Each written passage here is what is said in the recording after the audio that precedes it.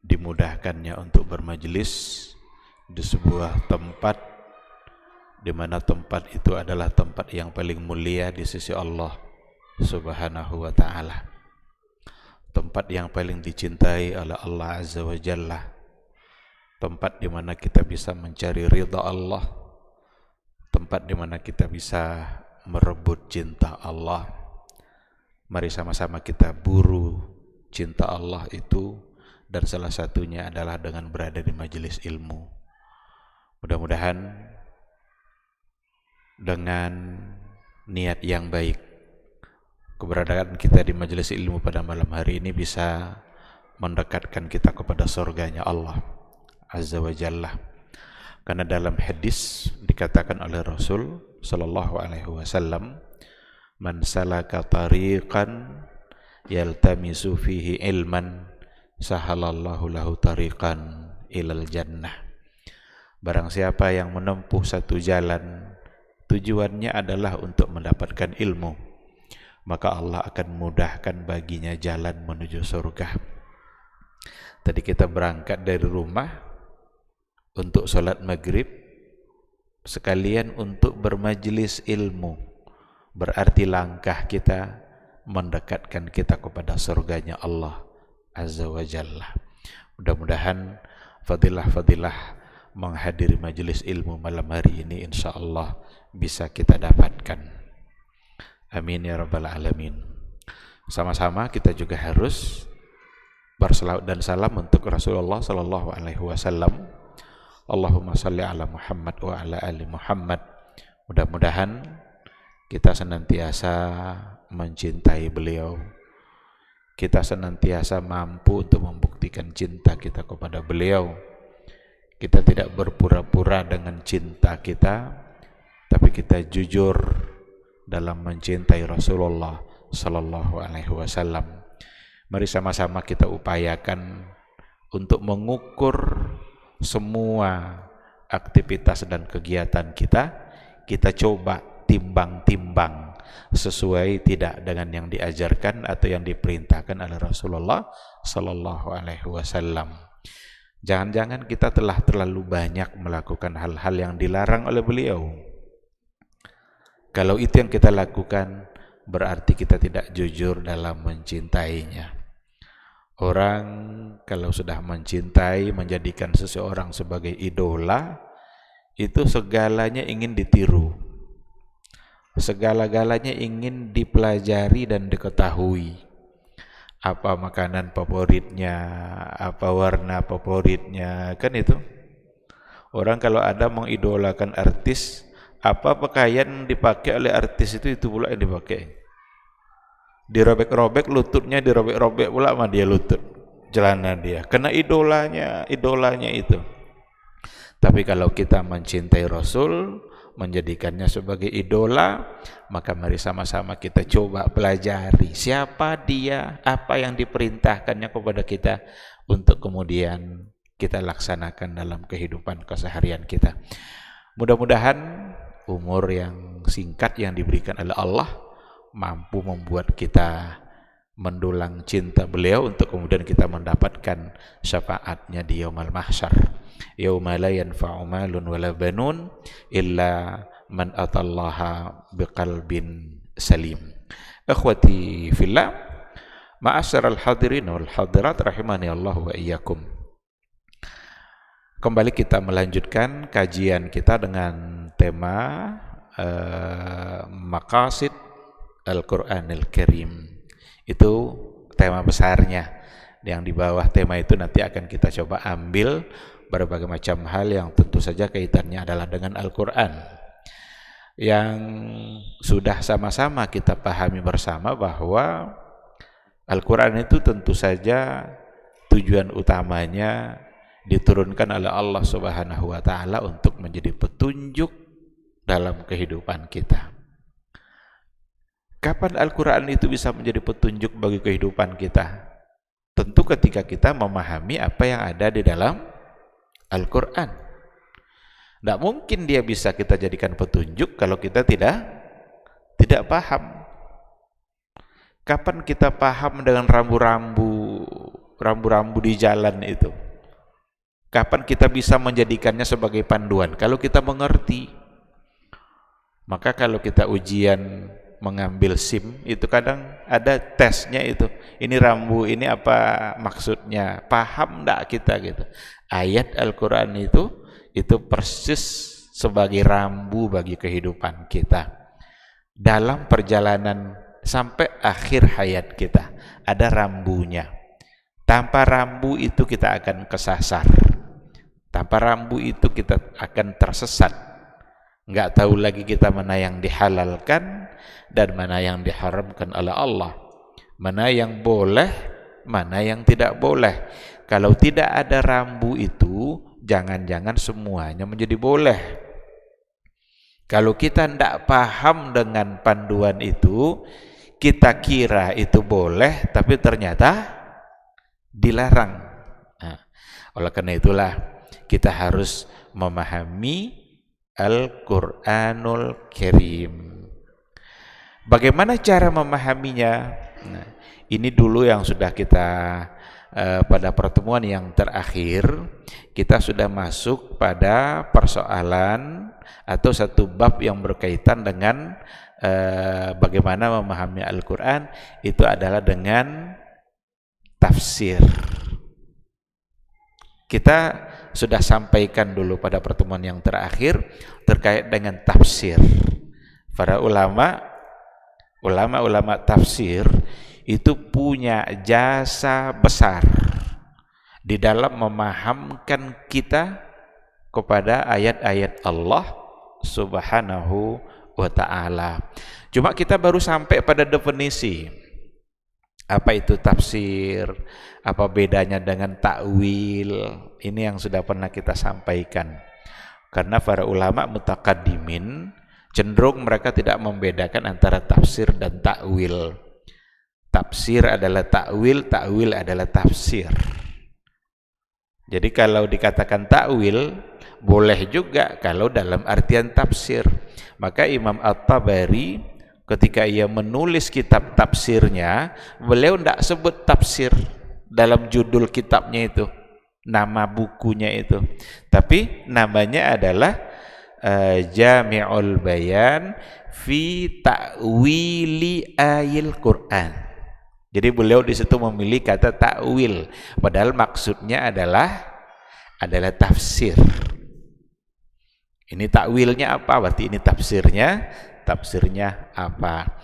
Cuma pada periode berikutnya ketika muncul firqah-firqah, aliran-aliran kalam itu mulai bermasalah dalam persoalan takwil yang tidak lagi sekedar memaknai ayat seperti tafsirnya, tetapi sudah memalingkan makna ayat kepada makna yang lain yang kadang-kadang tidak diikutkan dengan dalil-dalil yang pasti atau dalil-dalil yang jelas. Oleh karena itu takwil seperti itu tentu saja tidak dibolehkan, karena enggak boleh kita memalingkan makna kepada makna yang lain kecuali kalau diikutkan oleh apa alasan memalingkan makna itu.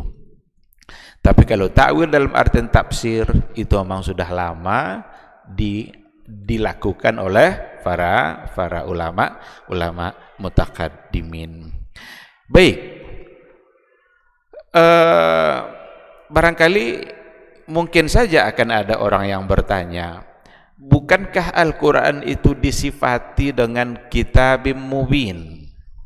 Kitabim mubin itu kitab yang jelas, kitab yang menjelaskan. Kalau memang Al-Quran itu dinamakan dengan kitabim mubin, untuk apa lagi ada tafsir? Karena Al-Quran itu sendiri sifatnya adalah mubin.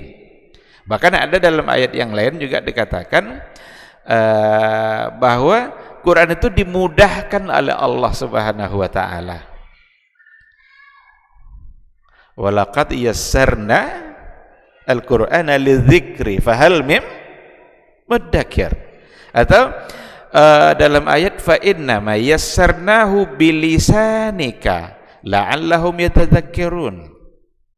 Jadi memang meskipun sudah disepakati dengan kitabim mubin, kita sebagai umat Islam yang menjadikan Al-Quran itu sebagai pedoman, memang mesti memahaminya melalui apa yang ditafsirkan oleh para ulama berdasarkan kepada dalil-dalil yang ada.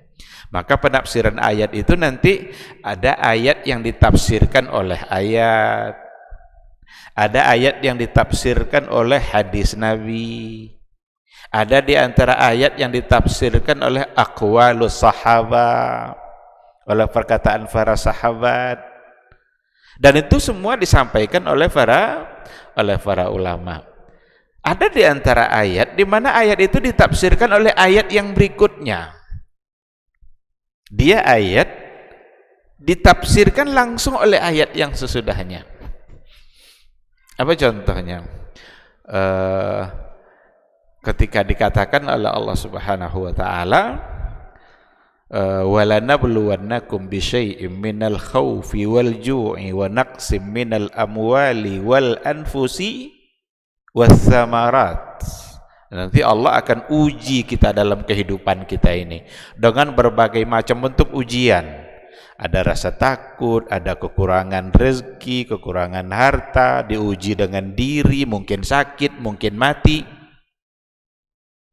Lalu kata Allah, wa basyiris sabirin, beri kabar gembira bagi mereka-mereka yang sabar. Apa makna orang yang sabar ini siapa? Siapa orang yang disebut sabar itu? Kalau kita teruskan ayat yang sesudahnya, itu sesungguhnya menafsirkan makna sabirin. Kan? Wa basyiris sabirin. Sesudahnya apa?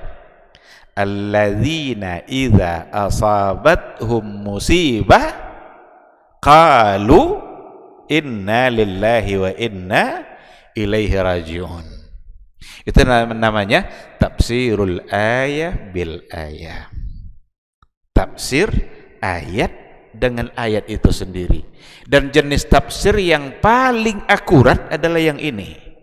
Karena Allah lah yang paling mengerti dengan kata-katanya. Yang paling mengerti dengan perkataan Allah adalah Dia sendiri. Jadi yang sabar itu alladzina iza asabathum musibah, orang-orang yang apabila mendapatkan musibah, qalu, mereka berkata, inna lillahi wa inna ilaihi raji'un.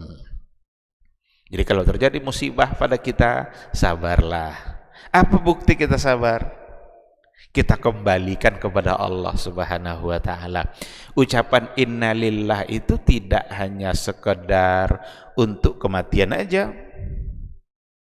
Tidak hanya sekedar untuk kematian saja. Apa saja musibah, kalau seandainya kita memang itu sesuatu yang membuat kita menjadi tidak menyenangkan, karena musibah kan hal yang tidak menyenangkan. Walaupun di balik itu ada kebaikan yang ingin diberikan oleh Allah. Sehingga keadaan itu apa saja selain kematian, kita ucapkan inna lillahi wa inna ilaihi raji'un. Saat kita pakai kendaraan tiba-tiba bocor kempes bannya, musibah enggak kira-kira itu? Musibah. Inna lillahi wa inna ilaihi raji'un. Menandakan bahwa kita ingat ini kejadian ini tak luput dari kehendak Allah Subhanahu wa taala. Entah kebaikan apa yang ingin diberikan oleh Allah melalui ujian itu. Mungkin kita punya uang tiba-tiba hilang. Inna lillahi wa inna ilaihi raji'un.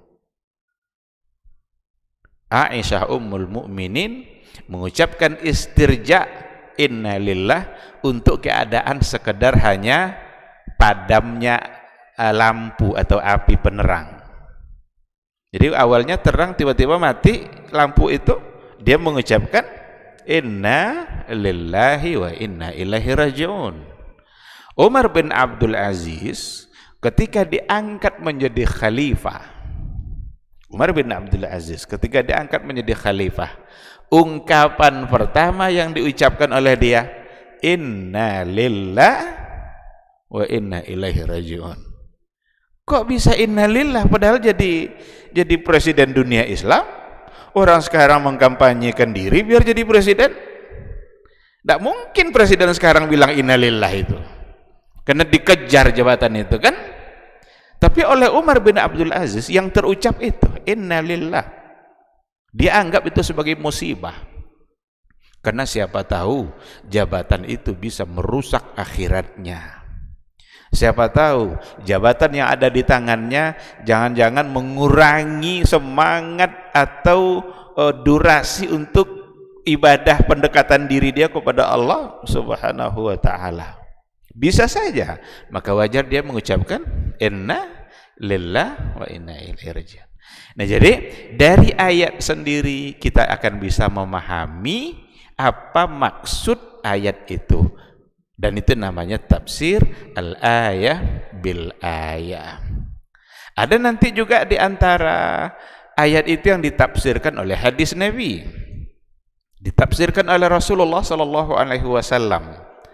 Awalnya sahabat mengira maksudnya tidak itu, tapi ketika ditafsirkan oleh Nabi, mereka baru paham.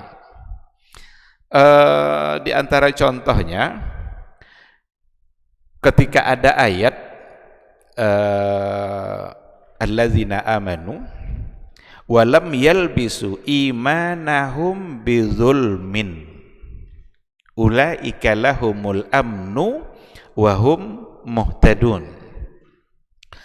Orang-orang yang beriman wala yalbisu imanahum bidzulmin, mereka tidak mencampuri imannya itu sedikit pun dengan kezaliman. Ulaika lahumul amnu, mereka itulah yang akan mendapatkan ketenangan nanti di hari mahsyar. Iman tidak ada campur sedikit pun dengan zalim.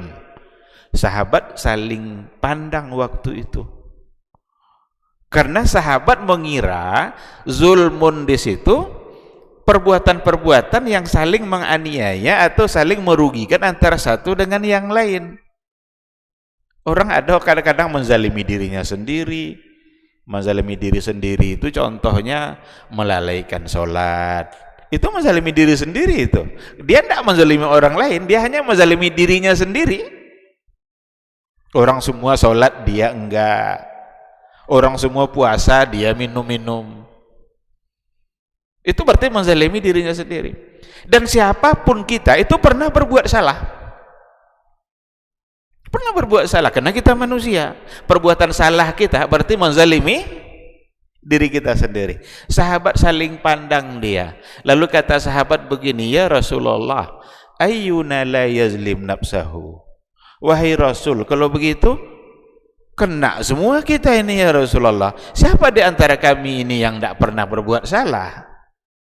Berarti dikiranya kata zulmin itu artinya adalah itu.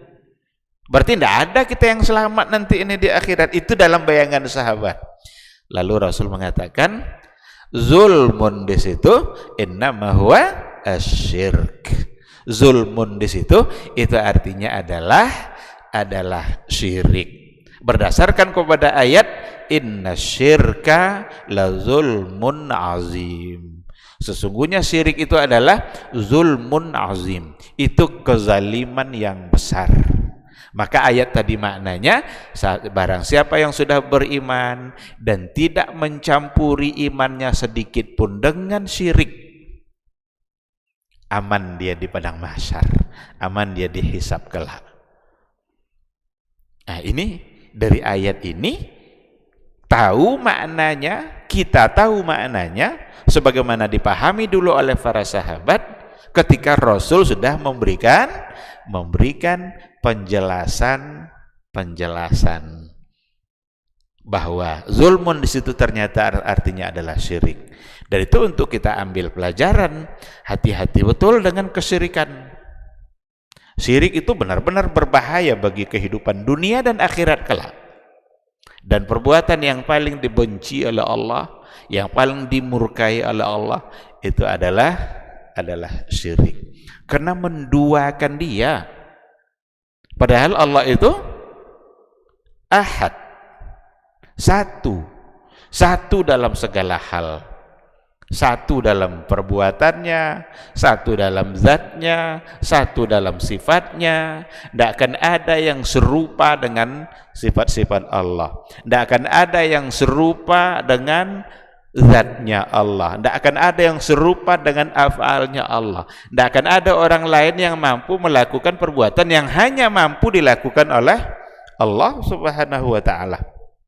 Kalau kita syirikkan dia, kalau kita syirikkan Allah itu, berarti kita menganggap ada hamba Allah yang punya kesamaan sesuatu yang sama dengan Allah yang menciptakannya. Disitulah murkanya Allah itu. Yang mengabulkan doa siapa? Allah. Tidak ada yang bisa mengabulkan doa selain daripada Allah Subhanahu wa ta'ala. Yang memberikan kita kesembuhan siapa? Allah. Tidak ada yang bisa memberikan kesembuhan selain daripada Allah. Yang memberikan keselamatan kita siapa? Allah. Kalau kita minta keselamatan kepada selain Allah, berarti kita telah melakukan syirik. Kalau kita minta kesembuhan kepada selain Allah, berarti kita telah melakukan kesyirikan. Kita ke dokter bukan kita minta sembuh.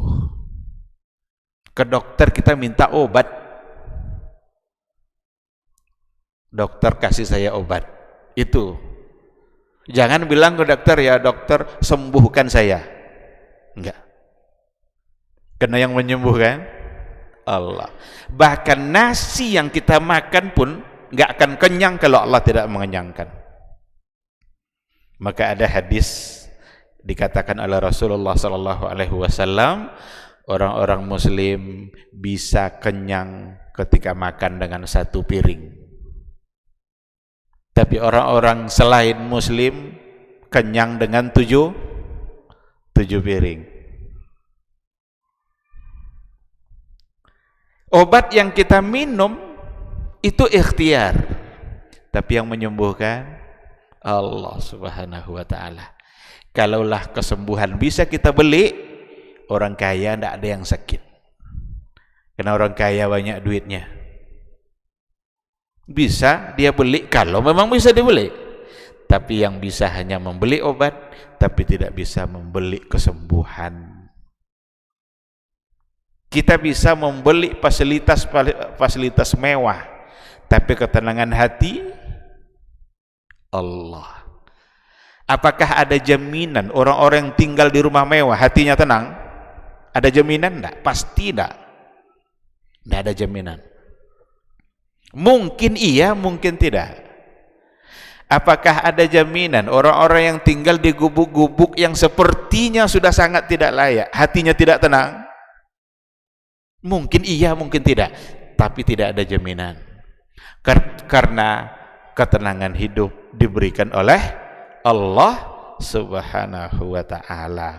Siapa tahu orang-orang yang hidupnya sederhana, tinggal di rumah-rumah biasa, tapi ternyata hatinya terpaut terus dengan Allah. Lidahnya berzikir terus menyebut Allah. Hati dan pikirannya terus mengingat Allah. Ternyata itu yang membuat menjadi tenang. Siapa tahu mereka-mereka yang tinggal di apartemen, di hotel-hotel mewah, di rumah-rumah bertingkat, tapi hatinya enggak pernah kenal dengan Allah. Lisannya jarang menyebut nama Allah. Ada suami istri pakai sepeda, ketawa-ketawa dia di atas sepeda itu, senyum-senyum dia. Ada orang kaya pakai mobil mewah, membantah-bantah dia dalam mobil mewah tuh. Berarti ketenangan hati siapa yang memberikan? Allah. Maka segalanya kita serahkan kepada Allah Subhanahu wa ta'ala. Jadi ikhwati fillah, nampak oleh kita betapa memang penting bagi kita untuk memahami apa yang ada di dalam kandungan Al-Quranul Karim, apa yang telah dijelaskan oleh para ulama yang memang memiliki manhaj yang benar dalam memberikan penjelasan Al-Quran. Jangan salah, karena ada banyak aliran-aliran yang memberikan makna untuk Al-Quran yang menyimpang.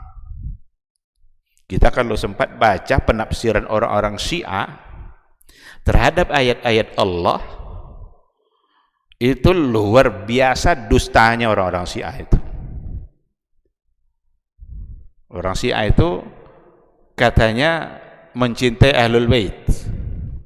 Maka ayat-ayat Al-Quranul Karim itu rata-rata mereka tafsirkan untuk orang-orang yang mereka cintai. Orang Syiah itu begitu benci dia kepada Aisyah Ummul Mukminin. Maka banyak ayat-ayat Al-Quran yang ditafsirkan oleh orang-orang Syiah, kalau di situ ada hal-hal yang apa namanya itu ancaman-ancaman atau hal-hal yang keburukan-keburukan, itu diarahkannya kepada orang yang dia benci.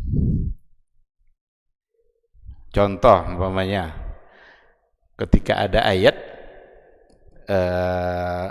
dalam surah Al-Baqarah, kata Al-Baqarah itu sendiri kan, innallaha ya'murukum an tazbahu baqarah, sesungguhnya Allah memerintahkan kalian untuk menyembelih sapi betina. Apa kata orang Syiah? Al-Baqarah di sini adalah Aisyah Ummul Mukminin. Coba bayangkan, siapa yang bisa menerima penafsiran seperti ini? Karena mereka dasarnya adalah kebencian, bahkan mereka menganggap para sahabat-sahabat itu murtad dan kafir semua setelah Rasul wafat. Jadi jangan salah dalam memahami ayat. Ketika kita salah nanti dalam mengambil tafsir-tafsir kita dan kita tidak mengenali itu, maka kita akan terjebak pula pada kesalahan demi kesalahan. Marajal bahraini yaltaqiyan, ketemu dua laut. Apa kata orang Syiah? Ali wa Fatimah. Jadi dua laut itu adalah Ali dan Fatimah. Satu Ali, satu Fatimah, kan nikah tuh, ketemu. Marajal bahraini yaltaqiyan. Maka kembali kepada tafsir-tafsir yang benar, yang lurus. Bagaimana kita tahu? Disitulah perlunya kita belajar. Belum lagi nanti ketika datang tafsir-tafsir ayat yang dari kelompok-kelompok sufi, khususnya yang mereka gulat sufi, orang-orang yang ekstrim dari kelompok sufi itu. Mereka punya tafsir isyari, mengambil isyarat-isyarat yang ada dari ayat-ayat Allah, ayat-ayat Al-Quranul Karim.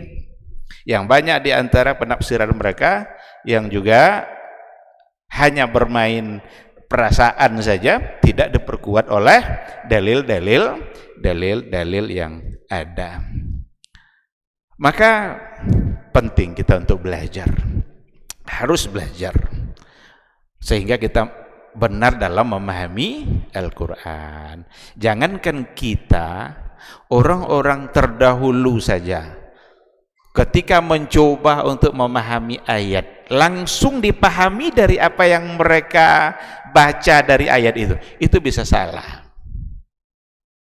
Dan ada fakta-fakta yang mengatakan, di sini disebutkan beberapa contoh tentang adanya kesalahan-kesalahan disebabkan oleh yang tadi itu, tanpa mencoba melihat penafsiran yang benar dari ayat. Bahkan sudah terjadi pada masa Nabi hidup, pada masa Rasul hidup. Ada seorang sahabat namanya Adi ibnu Hatim At-Tai. Adi ibnu Hatim At-Tai. Ketika ia membaca ayat, wa kulu washrabu hatta yatabayyana lakumul khaytul abyadu minal khaytil aswadi minal fajr. Ini kan ayat batas, kapan batas kita sahur? Batas boleh sahur itu kapan? Ayat ini mengatakan batasnya adalah makanlah kalian dan minumlah kalian hatta yatabayyana lakum, sampai nanti jelas, nyata, terang al-khaitul abyad minal khaitil aswad. Nampak nanti bisa kalian bedakan mana benang putih, mana pula benang hitam. Jadi khaitul abyad benang putih, khaitul aswad benang hitam. Kalau sudah bisa kalian bedakan itu, berarti habis masa sahur. Apa yang dilakukan oleh Adi sebelum sahur? Dia ambilnya 2 benang, 1 benang warna hitam, 1 benang warna putih, diletakkannya di depannya, lalu makan dia, makan, enggak juga nampak mana putih mana hitam, makan aja terus, karena kata Rasul hatta yatabayyan, sampai nyata nanti mana benang putih mana benang hitam. Enggak nampak, padahal waktu subuh sudah masuk. Sampailah berita itu kepada Rasulullah sallallahu alaihi wasallam. Dipanggil Abu Adi bin Hatim oleh Rasulullah. Karena dia melakukan itu, dia pahami dari ayat. Karena ayat yang bilang kan khaitul abyad minal khaitil aswad. Apa kata Rasul kepada Adi? Ya Adi, inna wisadaka la'arid. Ini kayaknya bantal kamu terlalu lebar nih Adi. Jadi bantal itu menutupi benang hitam, benang putih. Lalu kata Rasul, annal murad, bahwa sesungguhnya yang dimaksud itu adalah bayadun nahar wa sawadul lail. Terangnya subuh, cahaya subuh dengan gelapnya malam. Jadi kan malam nih, kalau sudah datang fajar itulah yang khaitul abyad, yang benang putih. Dalam ayat itu benang putih itu adalah fajar, menandakan subuh masuk, di mana malam sudah malam kan hitam gelap. Malam itu ibaratnya benang hitam. Jadi batas sahur itu adalah ketika fajar sudah datang. Jadi seorang sahabat pun bisa dia tersalah ketika menerapkan ayat. Tapi ya kesalahan seperti itu tentu dimaafkan karena dia yang tidak mengerti, sampai akhirnya Nabi memberikan penjelasan. Pada masa Abu Bakar, kita ambil satu contoh. Ada pemahaman yang salah dari kalangan para sahabat pada masa Abu Bakar. Ketika mereka memaknai ayatnya adalah ya ayyuhalladzina amanu alaikum anfusakum la yadurrukum man dhalla idza ihtadaikum. Ini Al-Maidah ayat 105. Jadi ayat itu artinya adalah hai orang-orang beriman, wahai orang-orang beriman, alaikum anfusakum, jagalah baik-baik diri kalian, jagalah iman kalian baik-baik.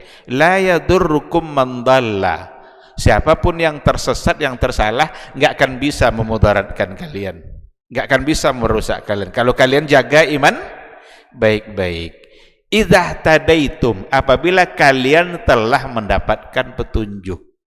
Ada di antara mereka yang memahami bahwa seolah-olah ayat ini tidak perlu melakukan amar ma'ruf nahi mungkar kepada orang lain, yang penting kita sudah mendapat petunjuk. Karena la yadurrukum man dhalla idza tadaitum, tidak lagi akan dapat merusak iman kalian orang-orang yang tersesat, mendallah, orang yang tersesat atau tersalah, idza tadaitum, apabila kalian sudah mendapatkan petunjuk. Ternyata maknanya bukan itu. Artinya bukan berarti ketika kita sudah menjaga iman kita dan keluarga kita, lalu kita tidak peduli dengan orang-orang yang tersalah. Yang penting kita sudah dapat petunjuk. Secara zahir bisa diartikan seperti itu. Tapi naik mimbarlah ketika itu Abu Bakar menyampaikan bahwa ayat itu maksudnya bukan seperti yang mereka pahami.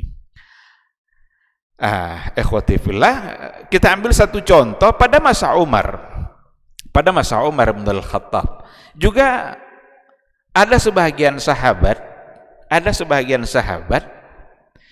Yang kan kalau minum khamar itu kan sudah biasa ya. Di kalangan orang dulu itu khamar itu sangat biasa sekali. Di sini dikatakan wa fi khilafati Umar radhiyallahu anhu ra'aina ba'dhas sahabah. Pada masa Umar kami melihat sebagian sahabat yashrabul khamr. Dia masih meminum khamar. Yahsibuhu mubaha. Karena dikiranya itu mubah. Dikiranya boleh. Kenapa dikiranya boleh?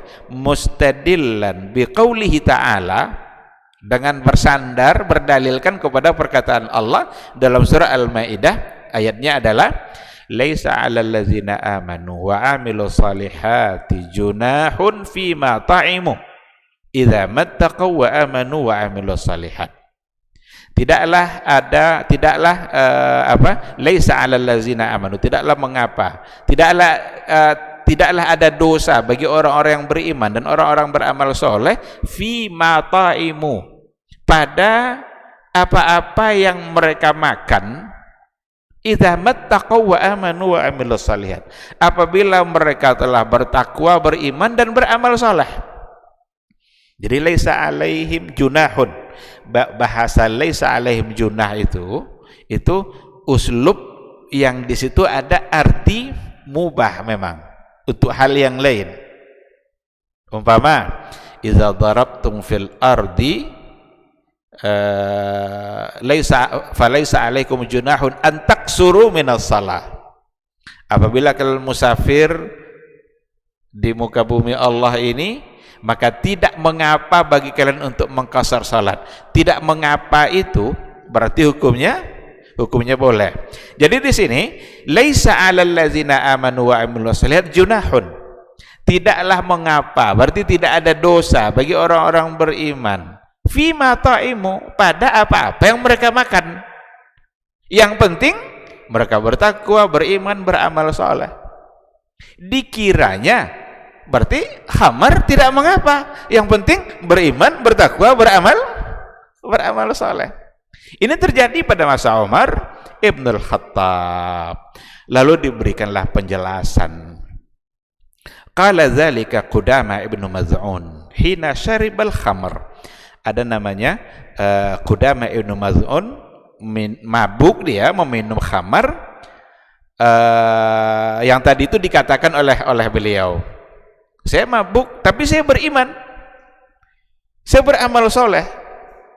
Ini alasan dia sesuai dengan apa yang ada pada ayat itu. Ketika itu diberikan penjelasan oleh Umar, faradda alaihi Umar menolak argumentasi Qudamah tadi itu, dan ia mengatakan bi annal ayata nazalat, ayat itu turun uzran liman syaribal khamar. Ayat itu turun sekadar untuk memaafkan orang-orang yang dulu sudah terlanjur mabuk sebelum turunnya ayat khamar. Jadi bukan berarti sekarang itu tetap dibolehkan asalkan dia beriman, beramal soleh. Enggak. Jadi ayat itu diturunkan oleh Allah sebagai bentuk maaf bagi mereka-mereka yang dulu terlanjur mabuk-mabukan, kemudian mereka beriman kepada Allah, maka mabuk-mabukan mereka yang dulu itu tidak dianggap sebagai dosa. Jadi nampak oleh kita, kalaulah orang-orang pada masa dahulu saja bisa tersalah dalam mengamalkan Al-Quran tanpa mencoba mencari tahu makna sesungguhnya dari ayat, apalagi kita memang yang tidak mengerti isi Al-Quran, tidak mengerti bahasa Arab, tentu akan lebih banyak lagi salahnya. Maka solusinya tidak lain dan tidak bukan adalah dengan cara menghabiskan waktu kita untuk memahami, belajar, bertanya kepada orang-orang yang memang kita anggap mengerti dengan Al-Quranul Karim. Ikhwati fillah, di sini diberikan penjelasan bahwa Al-Quran itu sendiri, tafsir untuk Al-Quran itu sendiri ada dalam 4 bentuk. At-tafsiru ala arba'ati awjuh. Jadi tafsir Al-Quran itu ada dalam 4 bentuk. Yang pertama sekali, wajhun ta'rifuhul arabu min kalamiha. Satu bentuk penafsiran yang memang diketahui oleh orang Arab, karena Quran berbahasa Arab, dan orang Arab akan mengerti. Yang kedua, wa tafsirun la ya'dzuru ahadun bijahalih. Satu bentuk tafsir la ya'dzur, tidak ada uzurnya, nggak boleh tidak tahu, semua orang harus tahu. Jadi ada yang hanya diketahui oleh orang Arab, ada yang memang tidak boleh tidak tahu, semua kita wajib tahu. La ya'dzuru ahad, la yu'dzaru ahadun bijahalati. Yang ketiga, wa tafsirun ya'lamuhul ulama. Tafsir yang hanya diketahui oleh para ulama. Ulama lah yang mengetahuinya. Sedangkan yang keempat, wa tafsirun la ya'lamuhu illallah, tidak diketahui kecuali hanya oleh Allah saja. Berarti ada nanti di antara ayat Al-Quran yang memang maknanya sangat jelas dan semua kita akan bisa paham. Ketika dikatakan umpamanya masuk waktu Isya, mungkin kita dengar dulu suara azan, nanti kita lanjutkan insyaallah.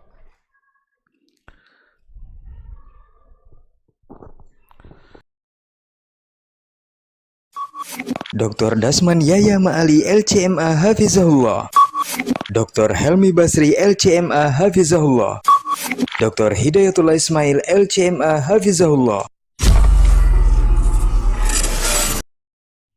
Ketahuilah bahwa ketika kita mengikuti sebuah majelis ilmu, itu sesungguhnya Allah sedang memberikan kepada kita sekian banyak fadilah dan keutamaannya. Karena sungguh sangat mulia orang-orang yang berada di majelis ilmu.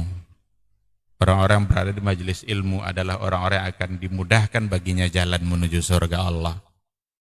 Dalam hadis dikatakan oleh Rasulullah sallallahu alaihi wasallam, "Man salaka tariqan yaltamisu fihi ilman, sahalallahu lahu tariqan ilal jannah." Barang siapa yang menempuh satu jalan di mana tujuannya adalah untuk mendapatkan ilmu, maka Allah akan mudahkan baginya jalan menuju surga. Surga itu perlu iman, dan mendapatkan surga itu perlu ilmu. Maka di majelis ilmulah kita bisa menumbuhkan iman kita, dan di majelis ilmulah kita bisa mendapatkan ilmu pengetahuan. Maka sering-seringlah menghadiri majelis yang bisa menambah iman kita dan juga bisa menambah ilmu, agar surga Allah itu benar-benar semakin dekat dengan kita bersama.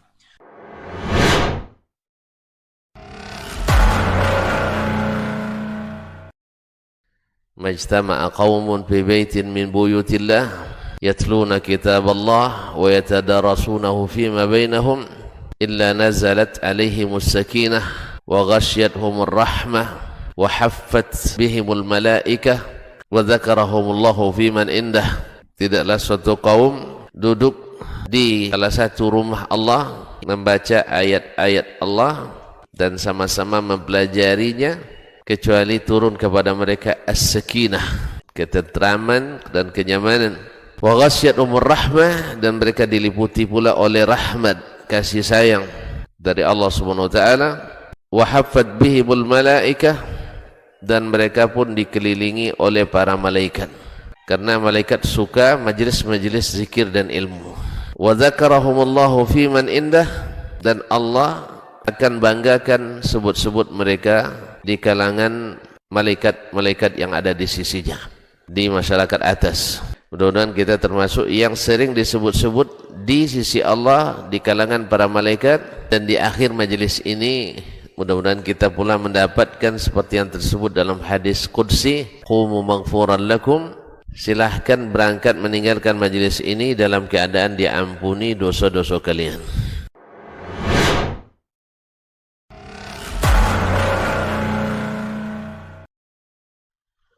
Orang yang keluar dari rumahnya menuju rumah Allah untuk menuntut ilmu syar'i, maka sungguh dia sedang berjalan di jalan ilmu, dan itu akan memudahkannya untuk menuju surga Allah Subhanahu wa taala. Man salaka tariqan yatlubu fihi ilman salakallahu bihi tariqan min turuqil jannah. Barang siapa yang menempuh sebuah jalan, jalan yang ditempuhnya adalah jalan menuntut ilmu, maka Allah akan mudahkan jalannya untuk menuju surga Allah Subhanahu wa taala. Orang yang berangkat ke masjid untuk menuntut ilmu syar'i dianggap sebagai jihad fi sabilillah. Nabi alaihi salatu wassalam bersabda, "Man dakhala masjidana hadza", barang siapa yang memasuki masjid kami ini, yakni Masjid Nabawi, liyata'allama khairan, untuk belajar atau mempelajari kebaikan, au yu'allimuhu, atau dia mengajarkan kebaikan, kal mujahidi fi sabilillah, adalah seperti orang yang berjihad di jalan Allah. Mudah-mudahan. Wassalatu wassalamu ala Rasulillah wa ala alihi wa sahbihi wa mawala. Ikhwati fillah, ma'asyiral hadirin wal hadirat, rahimani Allahu wa iyyakum. Kita lanjutkan sedikit materi kita, tapi insyaallah kita akan gunakan waktu nanti untuk bertanya jawab, karena 4 pembagian tadi memerlukan waktu panjang yang untuk menjelaskannya, di mana itu yang 4 tadi itu datang dari Ibnu Abbas. Pembagian tafsir bentuk yang 4 tadi itu datang dari Ibnu Abbas. Jadi ada di antara tafsir yang dipahami oleh semua orang Arab. Ada di antara bentuk tafsir yang memang semua kita mengerti, begitu mudahnya. Ada di antaranya yang ketiga, dimengerti oleh para ulama. Orang-orang biasa tidak akan paham dia apa maksudnya. Ulama lah yang memberikan penjelasan. Tapi yang keempat yang menarik adalah ada di antara tafsir la ya'lamuhu illallah. Tidak ada yang mengetahuinya kecuali Allah Subhanahu wa ta'ala. Kalau Allah yang mengetahui, berarti tidak akan ada yang lain yang tahu. Hanya akan bisa kita pahami ketika Allah memberitahu. Kalau Allah tidak beritahu, pasti tidak akan diketahui. Bahkan Nabi Muhammad pun tidak akan tahu. Seperti perkara gaib. La ya'lamul ghaiba illallah. Nah, ini mungkin memerlukan waktu ya untuk memberikan penjelasannya. Cuma Imam Az-Zarkashi dalam kitab Al-Burhan, ini dalam kitab Ulumul Quran, fi Ulumul Quran, beliau mengatakan faqala hadza taqsimun sahih. Ini adalah penafsiran yang sahih, penafsiran yang benar. Berarti betul itu Ibnu Abbas ketika dia membagi tafsir dalam empat bentuk, 4 wajah. Nah, ini insyaallah akan kita berikan akan kita berikan penjelasannya pada pertemuan yang akan datang insyaallah. Saya ingin mengakhirinya dengan sebuah ungkapan dari seorang mufassir terkenal di kalangan tabi'in, namanya Mujahid. Mujahid itu murid langsung dari Ibnu Abbas. Mujahid itu membacakan ayat per ayat kepada Ibnu Abbas, lalu Ibnu Abbas memberikan penafsiran untuk ayat itu. Apa kata Mujahid? Ahabbul khalqi ilallahi ta'ala a'lamuhum bima anzal. Makhluk atau orang yang paling dicintai oleh Allah Subhanahu wa taala adalah a'lamuhum bima anzal. Dia yang paling mengerti, yang paling mengetahui dengan apa yang dia turunkan. Berarti yang paling mengerti dengan ayat Allah Subhanahu wa ta'ala. Ungkapan itu tentu saja menunjukkan tingginya kedudukan para ulama tafsir, karena melalui mereka kita bisa paham dengan apa yang ada di dalam Al-Qur'anul Karim. Dan itu juga sebagai motivasi bagi kita agar kita berupaya untuk memahami ayat-ayat Al-Qur'an. Maka untuk mendapatkan cinta Allah, agar kita dicintai oleh Allah, maka kita harus mengerti dengan apa pesan-pesan yang diturunkannya pada ayat-ayatnya. Bukankah Al-Quran itu sebagai surat cinta dari Allah? Surat cinta itu biasa diulang-ulang bacanya. Tidak cukup sekali. Padahal sudah tahu isinya, tapi tetap saja ingin diulang. Al-Quran adalah surat cinta dari Allah. Tidakkah kita ingin mengulang-ulangnya? Tidakkah kita ingin untuk mencoba terus memahaminya?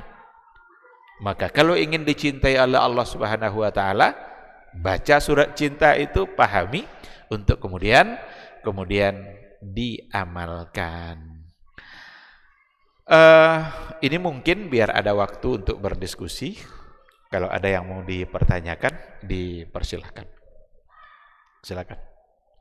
Tafadhal. Iman syirik.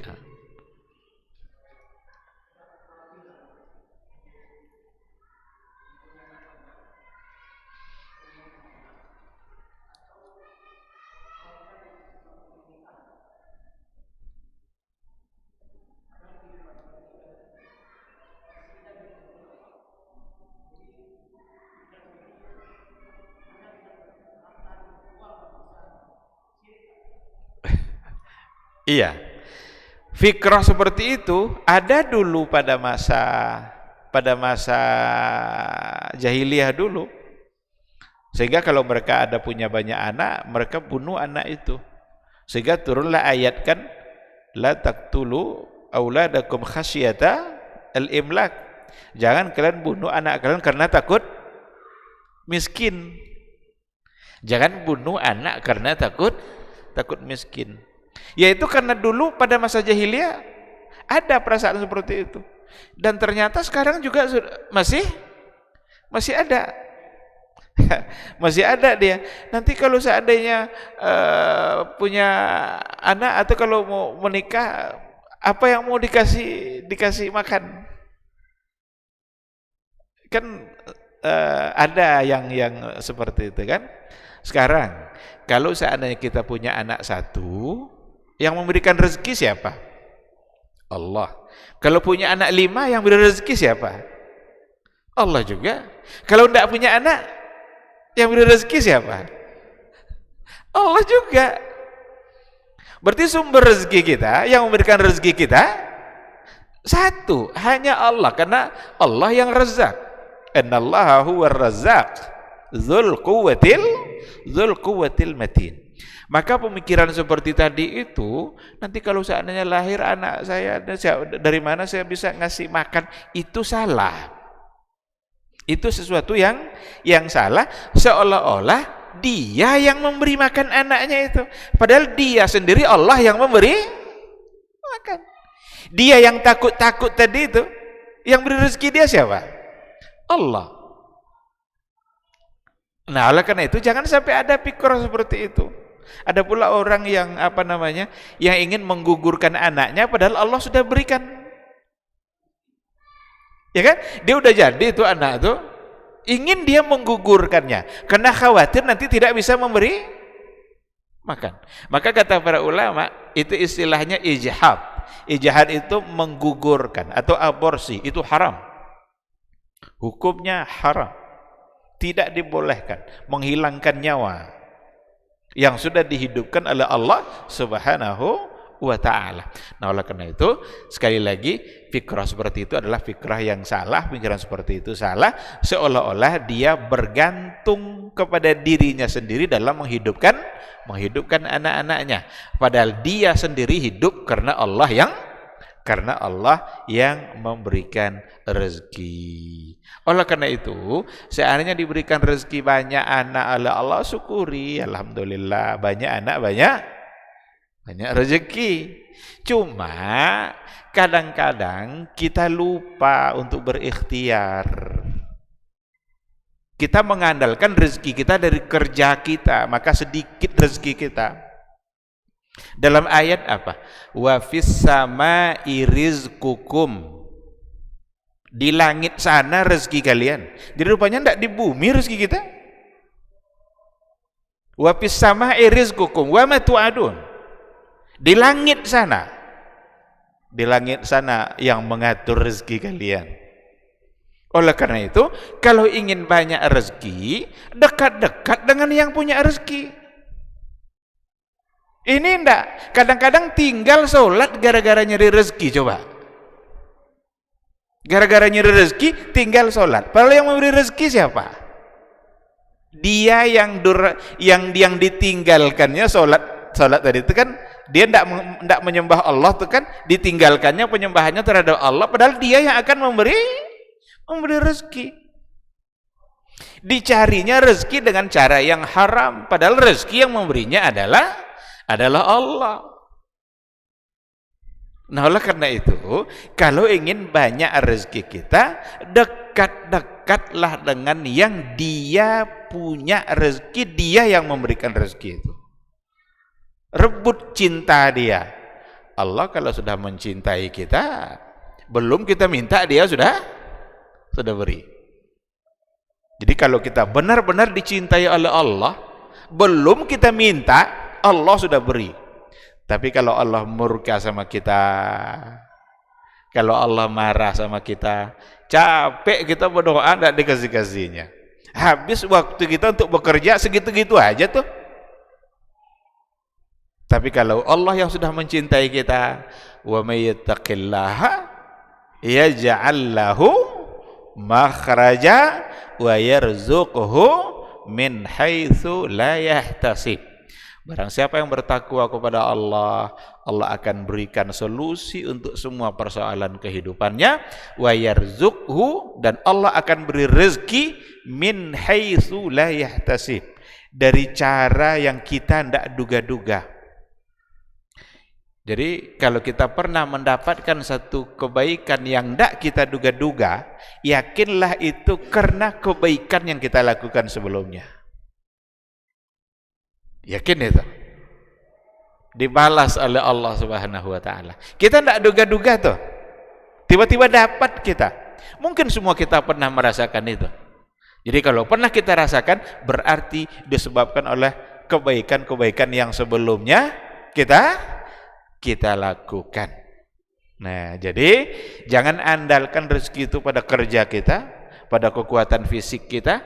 Fisik kita pada waktunya akan lemah, pada saatnya nanti akan menjadi lemah. Kemudian dia tidak bisa berbuat apa-apa lagi. Tapi ketika kita masih hidup, ketika ajal kita masih ada, maka rezeki pasti akan ada. Maka kata Ibnul Qayyim, ada satu kaidah disebutkannya dalam kitab Al-Fawaid, dia bilang begini, madamal ajalu baqiya kana rizqu atiya. Selagi ajal datang, selagi ajal ada, umur ada, maka rezeki pasti akan datang. Dan jangan durhakai Allah untuk mendapatkan dunia kita. Jangan durhakai Allah untuk mendapatkan rezeki kita. Karena yang memberikan rezeki kita adalah Dia yang kita durhakai tadi. Belum masuk waktu subuh sudah keluar dari rumahnya. Untuk apa? Nyari rezeki. Sekarang tinggal sholat subuh. Kalaupun dapat nanti dunianya oleh dia, mungkin tidak berkah. Karena didapat dengan cara mendurhakai Allah Subhanahu wa ta'ala. Jangan untuk mendapatkan keuntungan dunia yang besar kita menipu orang.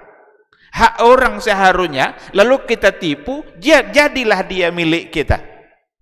Mungkin jadi pindah ke tangan kita, tapi tidak akan pernah berkah karena kita mendapatkannya dengan mendurhakai pemilik rezeki. Kalau ingin mendapatkan rezeki yang banyak, dekat-dekat, sekali lagi, dekat-dekatlah dengan dia yang pemilik rezeki itu. Jadi hilangkan pikiran yang tadi itu. Serahkan semuanya kepada Allah. Banyak anak sudah disiapkan rezekinya oleh Allah. Allah tidak sekedar menciptakan, tapi Allah siapkan langsung rezekinya. Jadi, innallaha khalaqana wa razaqana wa lam yatrukna hamalan fa arsala ilaina rasulah. Itu ungkapan dari Muhammad ibn Abdul Wahab At-Tamimi. Allah ciptakan kita, tidak cukup sampai diciptakan saja, wa razaqana, lalu Allah siapkan juga rezeki untuk kita. Tidak sekadar rezeki untuk fisik saja, arsala ilaina rasulah, Allah utus pula untuk kita rasul. Jadi siap semua, selesai semuanya.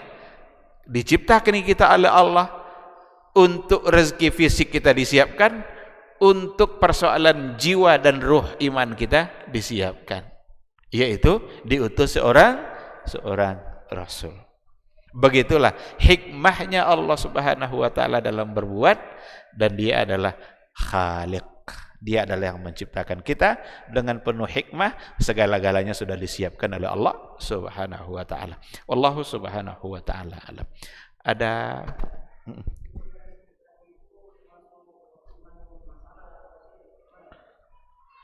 termasuk iman yang bermasalah. Kalau syirik itu nanti tengok perilaku dia seperti apa. Tetapi fikrah seperti itu sudah mulai ada hal-hal yang menyimpang. Jadi memang iman kita harus diperbaharui terus. Kadang banyak orang yang malas untuk berinfak karena ini uang ini untuk jajan bulan depan nih katanya. Padahal bulan depan tak hidup tanda. Malas dia enggan untuk membayar zakat karena seolah-olah itu kan saya yang peras keringat, saya banting tulang, ini udah dia teratur nih untuk 5 tahun ke depan segini, 10 tahun ke depan segini. Ini yang harus saya bangun. Hidup enggak dia 5 tahun ke depan? Enggak ada jaminan. Jadi mana yang menjadi hak Allah, tunaikan semuanya. Zakat itu satu kewajiban. Ikutkan nanti dengan hal-hal yang lain dalam persoalan harta. Karena Allah berjanji, setiap kita memberi, maka Allah akan ganti dengan yang lebih banyak. Cuma percaya enggak kita, ini lagi persoalannya. Percaya atau tidak? Ada hadis Nabi mengatakan, Rasul bilang, Allah mengutus setiap pagi 2 malaikat. Malaikat pertama mencari-cari orang yang memberi harta. Lalu malaikat itu berdoa, Allahumma a'ti munfiqan khalafa. Ya Allah, berikan ganti untuk dia yang berinfak ini. Itu malaikat yang berdoa. Kalau malaikat yang berdoa, makbul itu. Malaikat tidak ada dosanya. Kita ini yang tidak makbul doa kita karena banyak dosa. Malaikat makbul doanya. Mereka itu muqarrabun ilallah, orang dekat dengan Allah. Yang kedua, malaikat kedua berdoa pula dia nyari-nyari orang yang hendak mau untuk mengeluarkan hartanya. Apa pula doanya? Allahumma a'ti mumsikan talafa. Ya Allah, orang-orang yang pelit yang tidak mau mengeluarkan harta ini, hancurkan hartanya. Jadi kalau pernah hilang harta kita, ingat-ingat, jangan-jangan kita tidak mau mengeluarkan. Harta itu akan keluar juga dia dengan caranya sendiri, yang sudah diatur oleh Allah Subhanahu wa ta'ala. Jadi perbaiki iman kita, serahkan semuanya kepada Allah Azza wa Jalla. Wallahu subhanahu wa ta'ala alam. Masih ada? Silakan.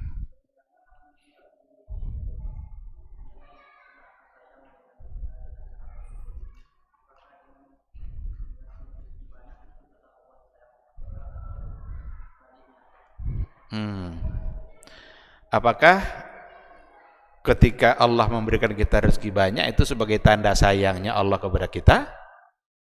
Bukan. Bukan jaminan. Kalau begitu Qarunlah orang yang paling disayangi Allah. Karena Qarun itu benar-benar banyak hartanya.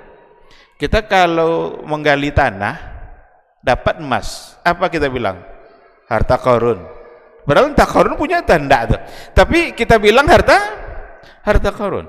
Karena dia dulu dihukum oleh Allah terbelah bumi ini, masuk dia ke dalamnya sama harta-hartanya.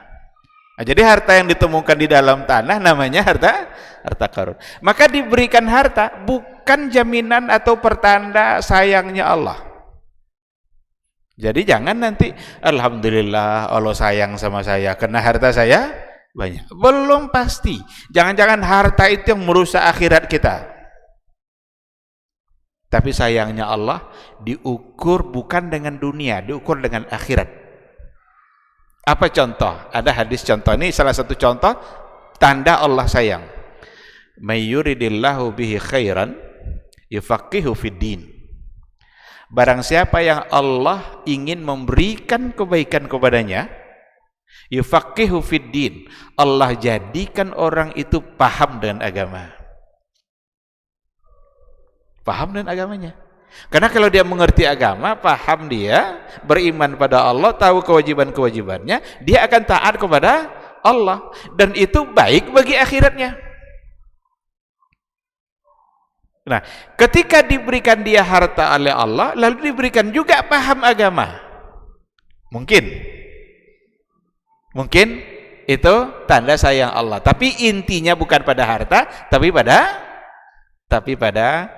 bagaimana kita mengerti dengan agama kita itu. Itu salah satu dari contoh, dan itu bukti bahwa Allah menyayangi dan mencintai kita. Dan ini bukan berarti kita tidak perlu mencari harta. Carilah harta sebanyak-banyaknya, tapi selalu di atas jalan Allah. Dan mencari harta di jalan Allah itu hanya akan ada bagi orang-orang yang paham dengan agamanya. Oleh karena itu kata kunci pada sayang Allah ada pada ketika diberikannya kita paham agama. Maka belajarlah terus. Ketika setiap hari ilmu kita bertambah dan diberikan semangat oleh Allah untuk mengamalkannya, bersyukurlah pada Allah.